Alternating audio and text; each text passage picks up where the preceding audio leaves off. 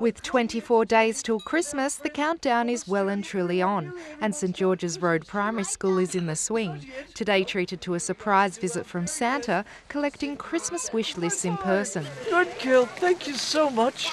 While many asked Santa for toys, some requests were a little more technologically advanced. Laptop and DS, remote control, dinosaur toy. But Santa was quick to remind, It's not all about presents, is it? It's about spending time with our family and love, isn't it? and as for Santa's snacks, well, the man in red says he's on a diet, so something healthy would be nice. Maybe a fruit slice or something like that, and maybe some juice. Of course, I won't say no to the cookies and milk. Oh, I think the kids loved it. They all had their letters ready to go, addressed to Santa, North Pole.